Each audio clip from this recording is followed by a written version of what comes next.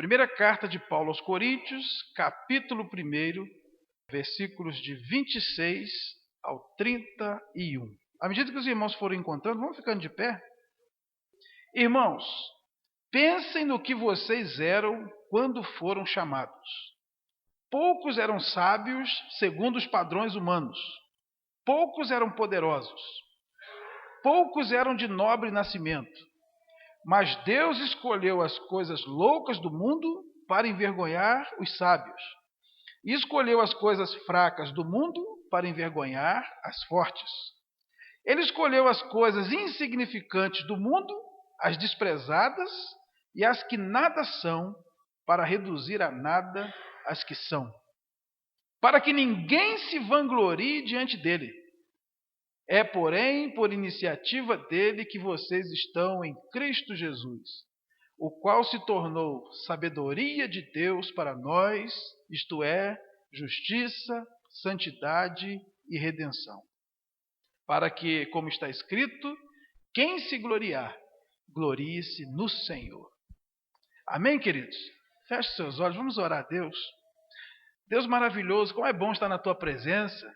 Como é bom retornar à tua casa depois de uma semana de luta, de vitória, saber que nós somos bem-vindos aqui. O Senhor é amigo de pecadores. É tão bom também rever nossos irmãos e poder abraçar e cultuar juntos ao Senhor. Deus, receba a nossa adoração nessa noite.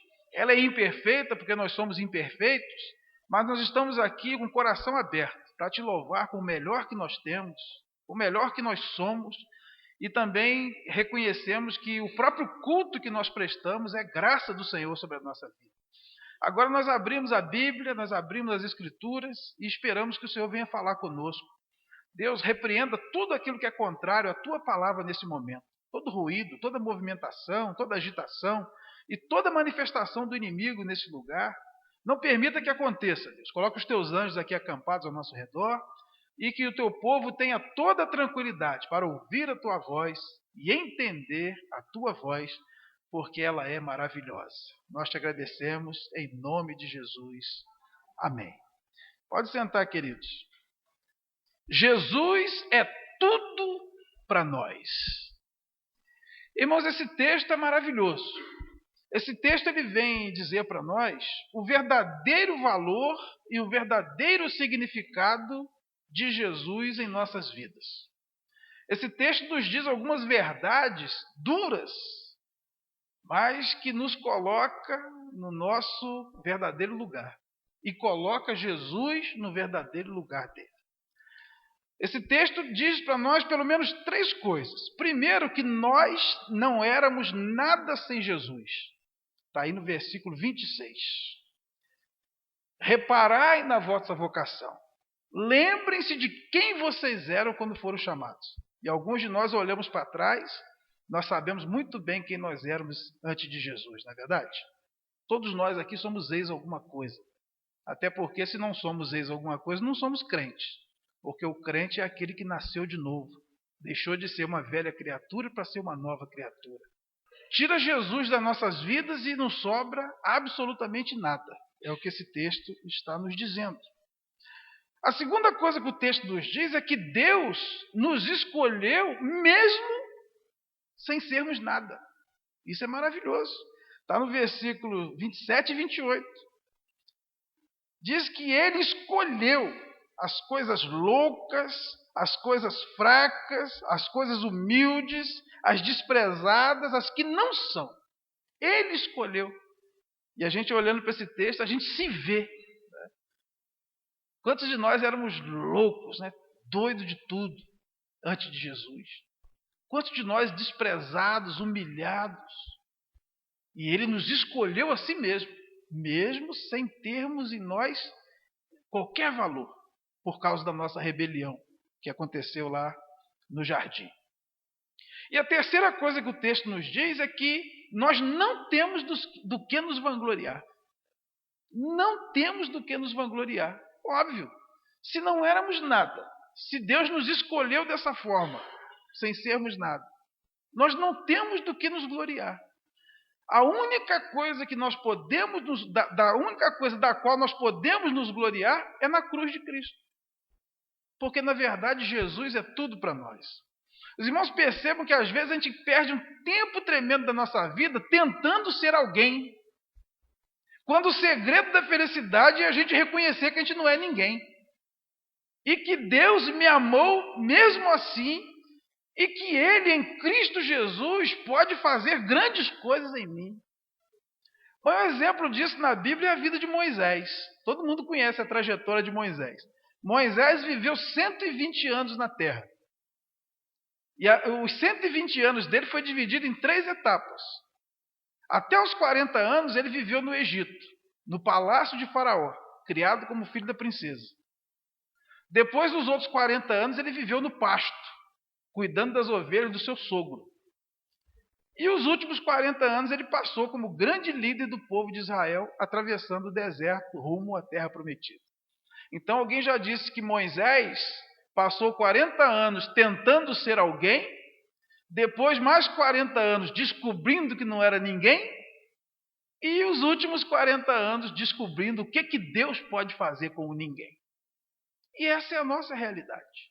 Se nós olharmos para nós e reconhecermos que não somos nada, somos pobres, miseráveis, pecadores, se nós cremos no que está escrito na Bíblia, que Deus nos amou mesmo assim, de tal maneira que deu seu Filho, e se nós deixarmos Jesus construir uma nova história em nós, aí sim, nós vamos poder nos gloriar, não nos nossos méritos, mas nos méritos de Jesus Cristo, ali na cruz do Calvário.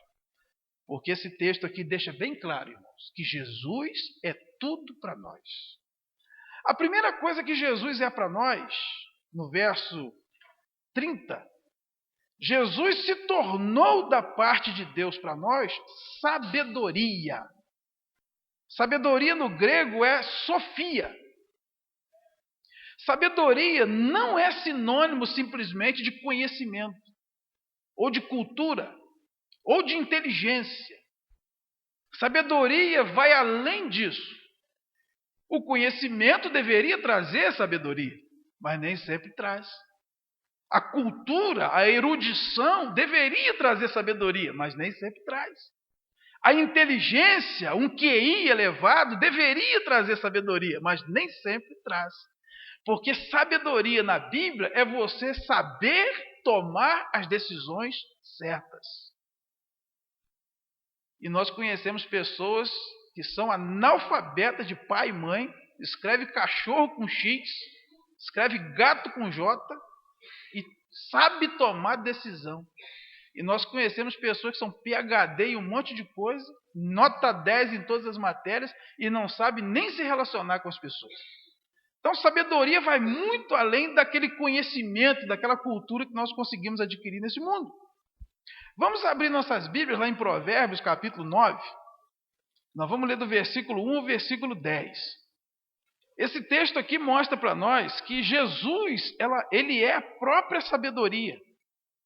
A partir do capítulo 8, nós lemos em Provérbios uma exaltação à sabedoria.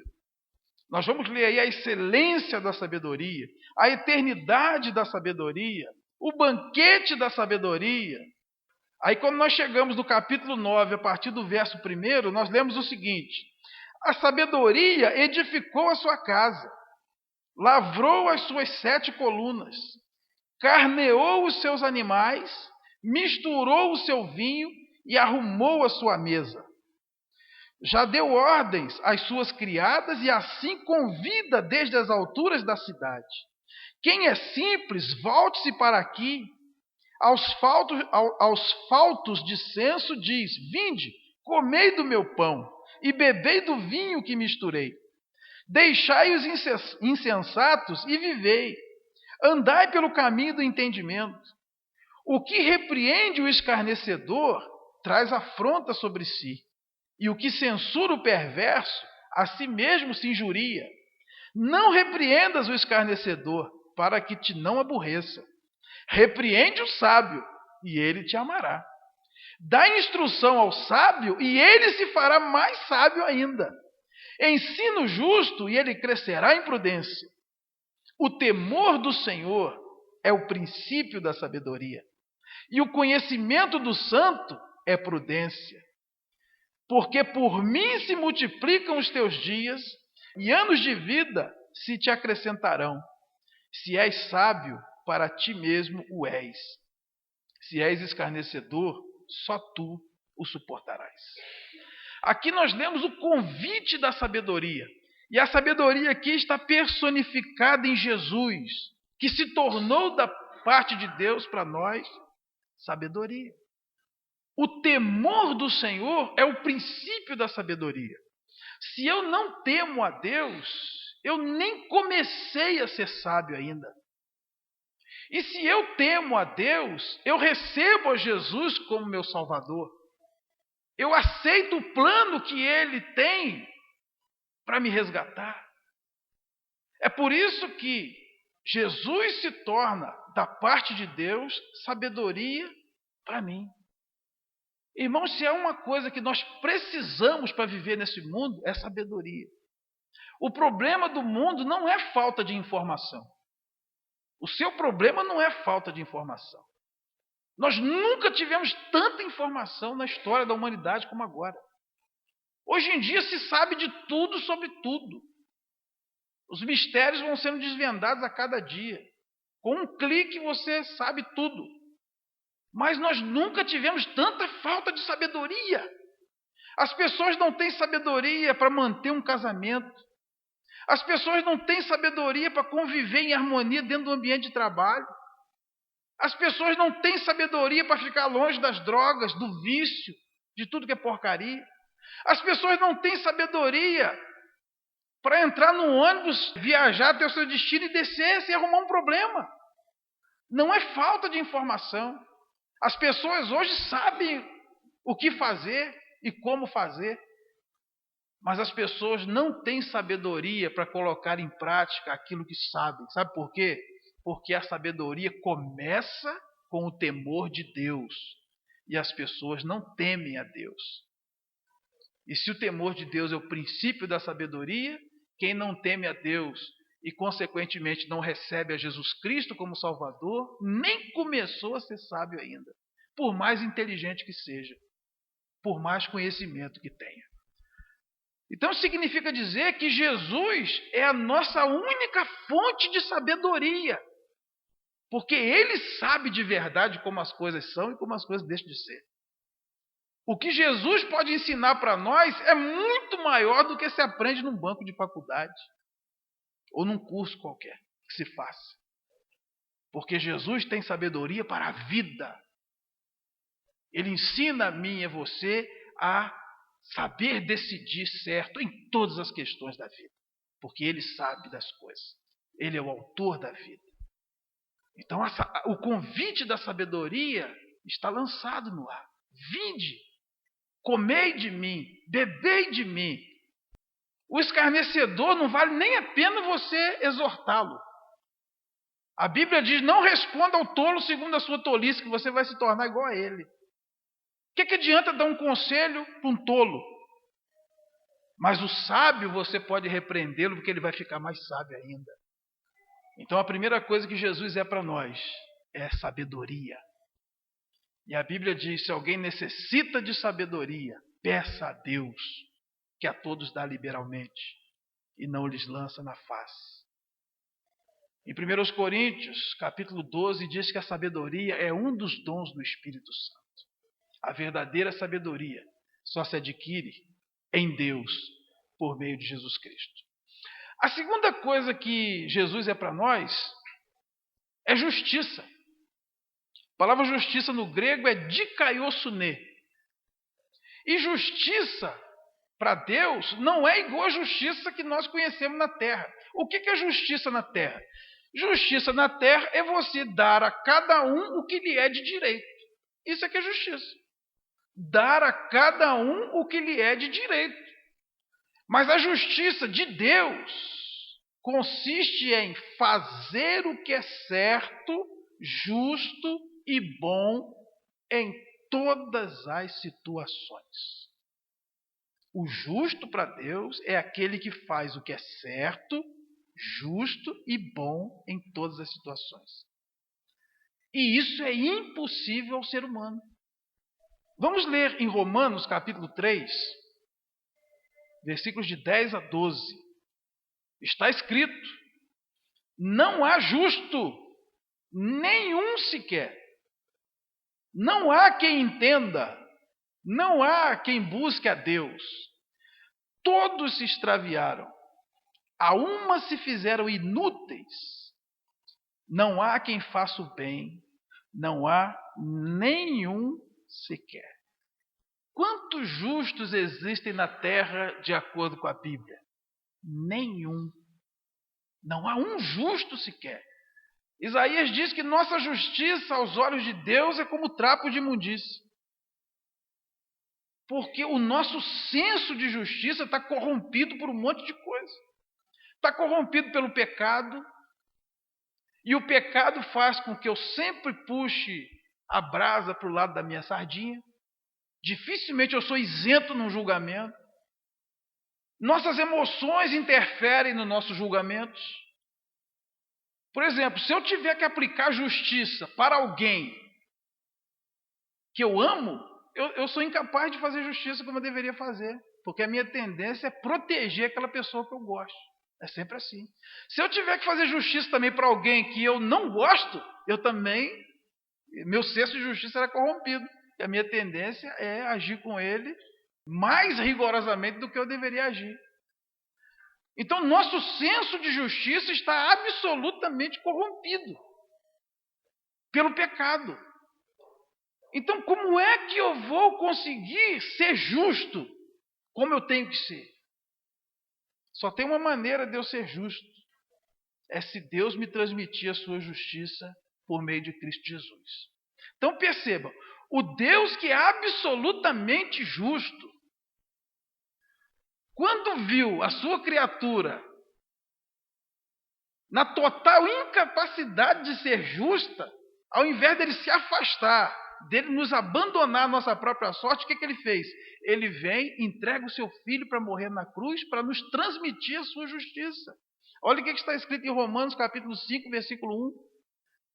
Justificados, pois, mediante a fé, temos paz com Deus. Jesus se tornou da parte de Deus para nós justiça. Eu não poderia ter comunhão com Deus porque eu não sou justo. E Deus não vai bater palma para a injustiça. E Deus, vendo a minha impossibilidade de ser justo, Ele manda Jesus para transmitir a sua justiça a mim. Então, quando eu vivo em Cristo, a justiça de Cristo ela é substitutiva. Eu me apresento a Deus com a justiça de Jesus cobrindo a minha vida. Então, Jesus se tornou da parte de Deus para mim sabedoria. Jesus se tornou da parte de Deus para mim justiça. Você quer ser justo na sua caminhada? Fazer sempre o que é certo, o que é justo e o que é bom. É impossível por você mesmo. Mas se você entregar sua vida a Deus e deixar Jesus viver em você, você vai poder dizer como o apóstolo Paulo disse em Gálatas: já não sou eu quem vive, mas Cristo vive em mim. E esse viver que agora vivo, eu vivo pela fé naquele que me amou e a si mesmo se entregou por mim.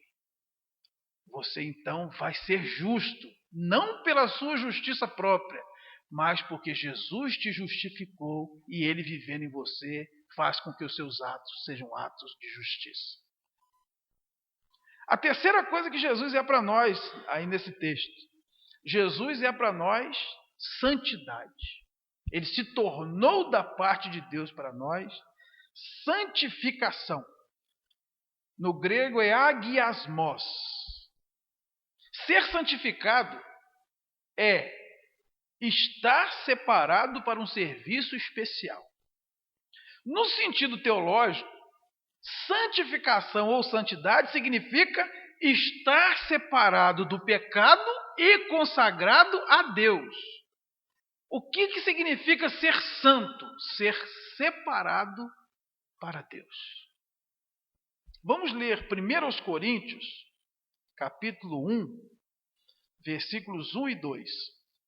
Diz assim: Paulo, chamado pela vontade de Deus para ser apóstolo de Jesus Cristo, e o irmão Sóstenes, a igreja de Deus que está em Corinto, aos santificados em Cristo Jesus, chamados para ser santos, com todos os que em todo lugar invocam o nome do nosso Senhor Jesus Cristo, Senhor deles e nosso. Algumas pessoas erroneamente entendem que santificação é um ato de esforço, que Jesus me salvou e agora eu preciso me esforçar para ser santo. Isso é um engano terrível. A nossa santificação, ela é em Cristo. Ele se tornou para nós, da parte de Deus, santificação. Quando nós falamos em santificação, em ser santo, em ser separado para Deus, eu preciso pensar em passado, presente e futuro. Porque a santificação, em primeiro lugar, ela é um ato de Deus. Isso está no passado. No dia que eu recebo a Cristo como Salvador, Deus declara que eu sou santo. Eu sou santificado em Cristo Jesus. Pô, mas como santificado? O cara viveu fazendo um monte de coisa errada na vida, agora se converteu, ele já é santo? É, porque Deus decretou que em Cristo Jesus ele é santo. Paulo escreve aqui aos Coríntios, aos santificados em Cristo Jesus. E quando a gente continua lendo Coríntios, a gente percebe que está acontecendo um monte de problema ali, de tudo quanto é tipo. Se você tiver curiosidade, chega em casa e você lê. Tem de tudo acontecendo ali na igreja de Corinto. Mas ele diz, santificados em Cristo Jesus. Depois nós temos que entender a santificação como um ato presente. Porque a santificação, depois do ato, ela é também um processo que nós participamos. Que processo é esse? É a obra do Espírito Santo em nós, nos transformando de glória em glória na imagem de Jesus Cristo, conforme está em 2 Coríntios, capítulo 3, 18. Perceba no texto que nós lemos agora, 1 Coríntios, capítulo 1, versículo 2. Aos santificados em Cristo Jesus, vírgula, chamados para ser santo. Não parece uma contradição? Ora, se já é santificado em Cristo, para que é chamado para ser santo? Para ser santo. Está no futuro. Porque a santificação ela é tanto um ato quanto um processo. No dia que eu me converto, Deus já decreta que eu sou santo. Porque se eu morrer 1 minuto depois, eu vou para o céu. Eu não vou ter processo nenhum. Mas se eu não morrer e não for para o céu daqui a 1 minuto, eu preciso entrar num processo de santificação, que não tem nada a ver com força de vontade, nem com esforço próprio. Tem a ver com eu deixar o Espírito Santo trabalhar na minha vida. Porque na força de vontade nós não conseguimos nada. No esforço próprio nós não vamos a lugar nenhum. Mas quando eu me abro e digo, Jesus, seja da parte de Deus para mim santificação. Espírito Santo, santifica a minha vida. Espírito Santo, me liberta das cadeias que me prendem. Espírito Santo, muda a minha vida. Quando eu me abro para essa obra diária do Espírito Santo, eu estou no processo de santificação. Conforme está escrito em Filipenses capítulo 1, versículo 6. Aquele que começou a boa obra em nós, há de completá-la até o dia de Cristo Jesus. Quando é que começou a obra? No dia que eu entreguei minha vida a Jesus. A obra está em andamento. Mas ela só vai ficar pronta no dia de Cristo Jesus. Ninguém está pronto. É por isso que de vez em quando a gente se assusta com a gente mesmo, né? A gente se assusta com a gente mesmo. Você faz um negócio que diz, eu não era para estar fazendo mais isso. Porque ninguém está pronto. Ninguém está pronto. Mas nós precisamos deixar o Espírito Santo ir trabalhando na nossa vida diariamente. E a Bíblia diz que nós seremos santificados de modo definitivo no dia da ressurreição do corpo. No dia do arrebatamento, nós receberemos corpos glorificados. Aí a santificação vai ser completa. Então, santificação é algo do passado, do presente e do futuro. E quem é que faz isso? Jesus Cristo. Quando você vê um crente mais santo que o outro, vou colocar entre aspas essa expressão, porque na verdade não existe crente mais santo que o outro, porque ou é santo ou não é? Mas quando você vê um crente mais cheio do Espírito Santo do que o outro e produzindo mais frutos de arrependimento do que o outro, você pode ter certeza, ele não está se esforçando mais do que o outro. Toda a nossa força de vontade para Deus é lixo. Quando você vê um crente mais cheio do Espírito do que o outro, você pode ter certeza que ele está se abrindo mais para o mover do Espírito Santo do que o outro. Faça isso. Você quer ser santo? Abra-se cada vez mais para o mover do Espírito Santo. 1 Coríntios capítulo 6, vamos ler do 9 ao 11. Ou não sabeis que os injustos não herdarão o reino de Deus? Não vos enganeis, nem impuros, nem idólatras, nem adúlteros, nem efeminados, nem sodomitas, nem ladrões, nem avarentos, nem bêbados, nem maldizentes, nem roubadores herdarão o reino de Deus. Mas olha o que ele diz no 11, irmãos. Tais fostes alguns de vós, mas vós vos lavastes, mas fostes santificados, mas fostes justificados em o nome do Senhor Jesus Cristo e no Espírito do nosso Deus. E se eu fosse pedir para levantar a mão quem foi alguma coisa aqui, ia ter que levantar a mão. E eu talvez levantasse para algumas coisas. Hoje nós não somos mais isso. Por quê? Porque Jesus Cristo e o Espírito Santo fizeram a obra de santificação em nós. E hoje nós estamos separados do pecado e estamos consagrados para Deus. Amém, irmãos? Então, Jesus se tornou da parte de Deus para nós santificação. Olha o que Jesus é para nós, irmãos. E por último, Jesus é para nós redenção. Carta de Paulo aos Colossenses, capítulo 1, versículos 13 e 14. Diz assim: Ele nos libertou do império das trevas e nos transportou para o reino do Filho do seu amor, no qual temos a redenção, a remissão dos pecados. Redenção, no sentido amplo, significa livramento mediante o pagamento de um preço. Redenção é uma palavra intimamente ligada ao mercado de escravos. Na época da Bíblia ainda havia cultura da escravidão. A Bíblia nunca foi a favor da escravidão. Mas a Bíblia é um livro que foi revelado no tempo e no espaço. Então nós vemos orientações da Bíblia, como o escravo deveria proceder, como o senhor de escravo deveria proceder. E Paulo dizia, olha, se você foi chamado escravo, se você tiver a oportunidade de ser livre, você vai. Mas se não tiver, você age assim, assim, assim, porque é melhor para você. Então havia aqueles feirões de escravo e as pessoas levavam lá e dizem que se comprava o escravo olhando os dentes, né? Escravo não tinha nada a ver com a cor, tinha muito escravo que eram feitos escravos na guerra. Geralmente um povo que perdia a guerra era escravizado e as pessoas, independente da cor, eram vendidas como escravos. Mas o que acontecia? Haviam pessoas justas, pessoas tementes a Deus, que elas compravam o escravo para soltar.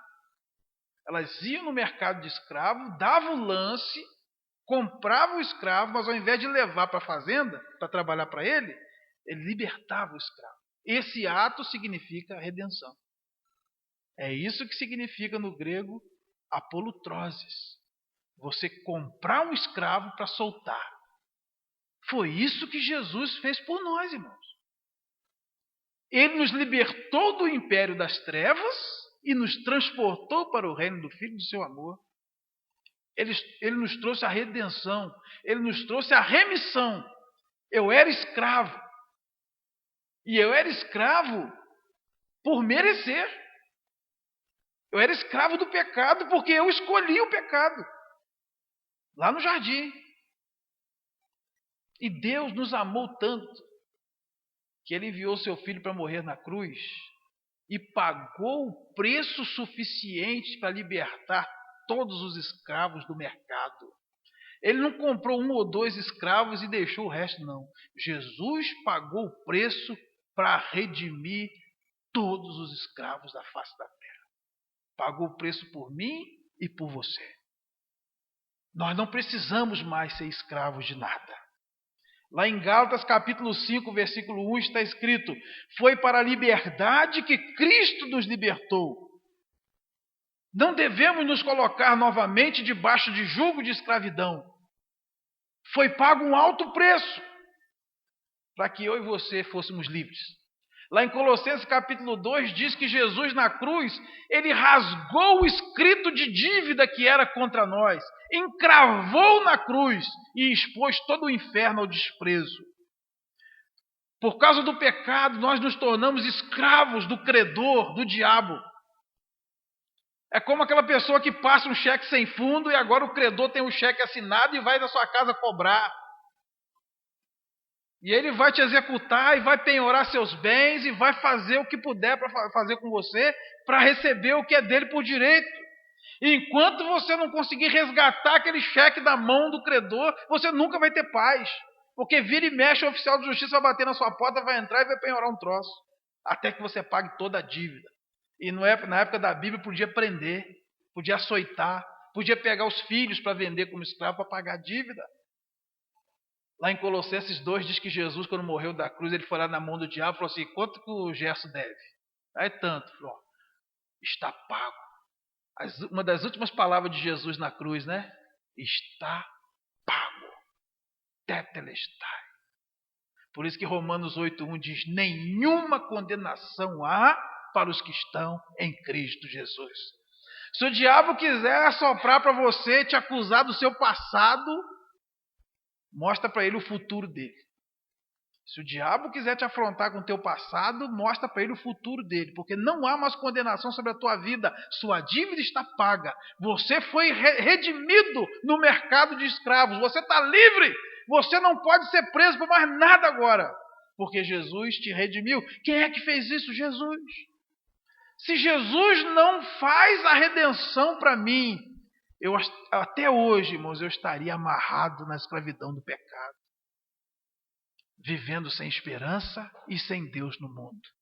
Mas Jesus foi lá no mercado e viu meu sofrimento, viu minha agonia nos grilhões, nos açoites, e ele quebrou as cadeias que me prendiam, pagou o preço e me libertou. Jesus se tornou da parte de Deus para nós redenção. Esse texto que nós lemos, irmãos, de 1 Coríntios, capítulo 1, de 26 a 31, nos confronta com quem nós somos e com quem Jesus é. Com o passar do tempo, com toda essa operação do Espírito Santo em nós caímos no erro de pensar que nós somos alguma coisa. Nós realmente achamos que nós somos alguma coisa. Porque a gente já aprendeu a vencer alguns pecados básicos, né? A gente já aprendeu a controlar nossos impulsos, tudo obra do Espírito Santo em nossa vida. Aí a gente começa a achar que a gente é bom. A gente começa a achar que já está vacinado contra o pecado. A gente começa a achar que já temos corpos glorificados.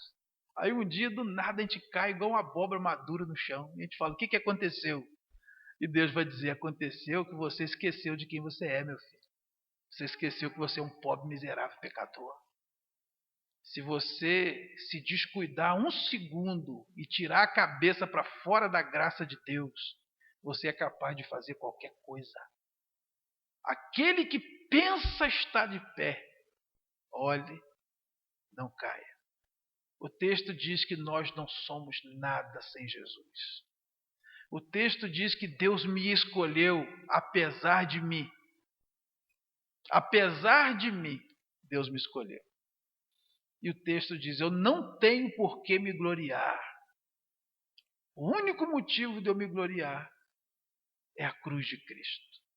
Quanto mais entendemos e aceitarmos que em nós não há bem algum e que somos completamente dependentes da graça de Deus, quanto antes a gente se conscientizar disso, melhor para nós.